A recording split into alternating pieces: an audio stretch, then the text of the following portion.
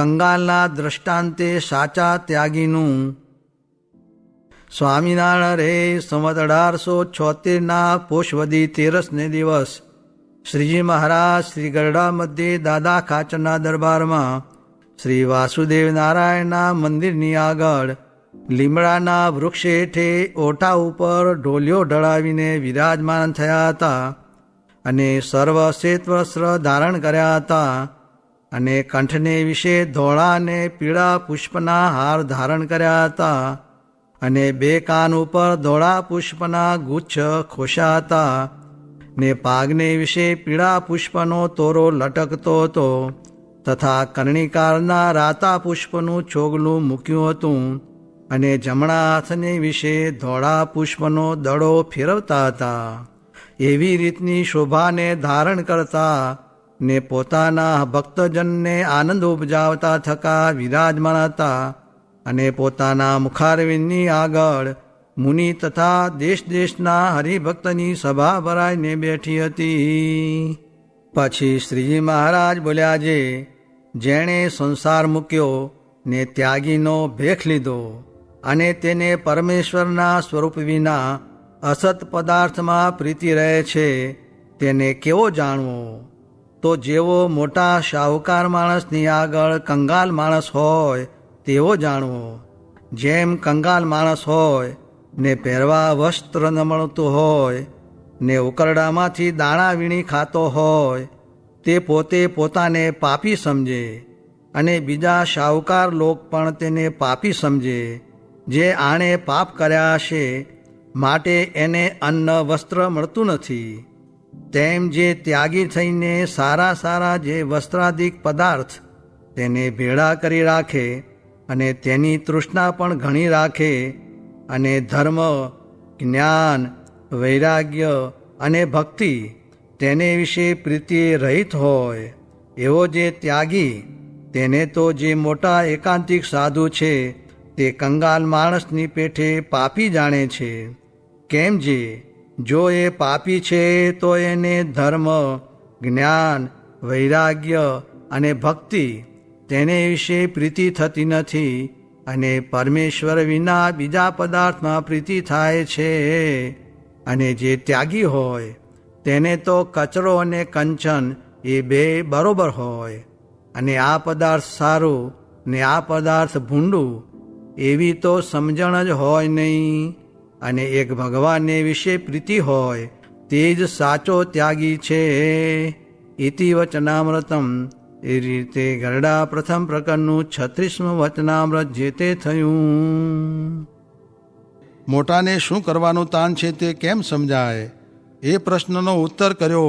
તેમાં વર્તારનું 16મું વચનામૃત વંચાવીને બોલ્યા, જે આમાં કહ્યું છે તેમ કરાવવું છે તે શું? જે ભગવાનનું ભજન ને ભગવાનના ભક્તનો સંગ એ બે જ રહસ્ય ને અભિપ્રાય છે.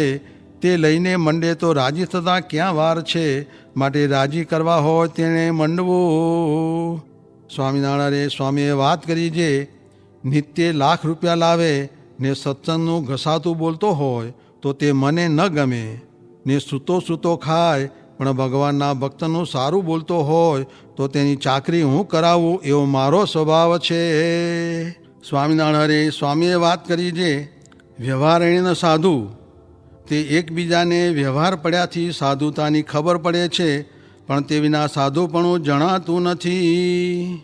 સ્વામિનારાયણ સ્વામીએ વાત કરી, જે ભક્તિ જે મંદિરની ક્રિયા તેનું પ્રધાનપણું અંતરમાં રહે છે ને તેના સંકલ્પ જેમ થાય છે તેમ ભગવાનનું પ્રધાનપણું ને તેના સંકલ્પ નથી થતા ને જ્ઞાનના, ઉપાસનાના ને ભગવાનમાં હેત કરવાના પણ નથી થતા તે કરવા. સ્વામિનારાયણ હરે સ્વામીએ વાત કરી, જે સારંગપુરનું 11મું વચનામૃત વંચાવતી વખતે કોઈક હરિભક્તે પૂછ્યું, જે મૃત્યુવાળી ઘડી હોય ત્યારે ભગવાનમાં શી રીતે જોડાવાય?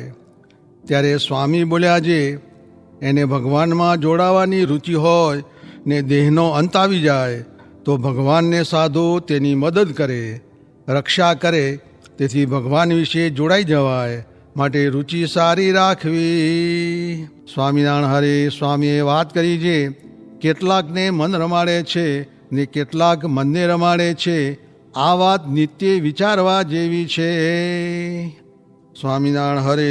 સ્વામીએ વાત કરી છે, ભક્તિએ કરીને મહારાજ રાજી થાય છે ને એની આજ્ઞા છે એટલા સારું કરીએ છીએ, પણ એ સ્થૂળ માર્ગ છે. તેણે કરીને તો મોટા લોકાંતરને પામશે, પછી મોટાના મોટા વૈભવ ને મોટા પાપ.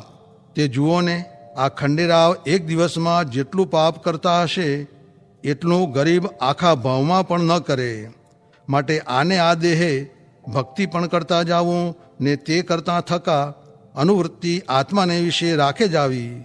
અને આત્મનિષ્ઠા જેવી કોઈ વાત નથી. ને મનન દ્વારાએ હું અક્ષર છું ને પુરુષોત્તમ મારે વિશે બેઠા છે એમ કરતા જાવું. એમ ઘણે ઠેકાણે મહારાજે કહ્યું છે. એ સૂક્ષ્મ ભક્તિ છે. તેણે કરીને આત્યંતિક મોક્ષને પામશે. પણ મોરે કહી જે ભક્તિ તે રૂપ સ્થૂળ માર્ગ, તેણે કરીને આત્યંતિકી યત્ર ન મૃત્યુહાસઃ, એવી મુક્તિ ન થાય. અને એવી ભક્તિ તો 4 માણસ કરે એટલી પોતે એકલો માને કરીને કરે. તે સેવા કરે, પાણા ઉપાડે, રોટલા કરે, એ સર્વે ભક્તિમાં માન મળે છે. તેણે કરીને થાય છે ને કરે છે, પણ એણે કરીને સિદ્ધિ ન થાય. ક્યાં બાળપણાની રમત, ક્યાં પામવો સિદ્ધુનો મત. માટે જે દી તે દી આ વાત કરશે ત્યારે છૂટકો છે. સ્વામિનારાયણ હરે. સ્વામીએ વાત કરી છે, સ્વામીને ભોગવવાના જે પદાર્થ તે સેવક ન ભોગવે. તે જ્યારે રામચંદ્રજી ધરતીએ સૂતા ત્યારે ભરતજી એક હાથ ધરતીને ખોદીને સૂવે ને શિવજી પણ ભગવાનને ભોગવવાના પદાર્થ પોતે નથી ભોગવતા.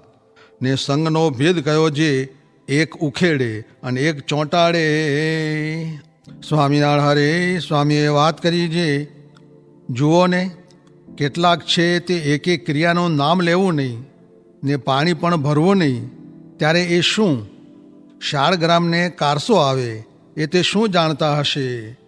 મુને તો એને જોઈને દાંત આવે છે. જે દૈવની માયા તો જુઓ, શું ઘરે સૂઈ રહેતા હશે, પણ તે અજ્ઞાન. ત્યારે શું ધ્યાન કરે છે? ઊંઘ લે છે. આ અમને તો આમ જોઈએ ત્યાં ભગવાન દેખાય છે. એ પણ મૂકીને આવા સાધુની સેવા કરાવીએ છીએ. તે બેય કરવું છે, પણ મૂર્ખને શું સમજાય? સ્વામિનારાયણ હરે. સ્વામીએ વાત કરી છે, આસોવદી આઠમે વાત કરી છે, ભગવાન નથી ભજતા ને બીજા દોડમાં ભળે છે તેને લંબકરણ જેવા કહ્યા. ને ભજે છે તેના લક્ષણ કયા છે? હું બલિહારી એ વૈરાગને એ બોલ્યા. ને પછી કહ્યું છે, કોઈને હિંમત આવતી હોય તો આ સમો ભગવાન ભજ્યાનો છે. તે કોઈને હિંમત આવતી હોય તો આ સમયે ભગવાન પ્રગટ્યા છે.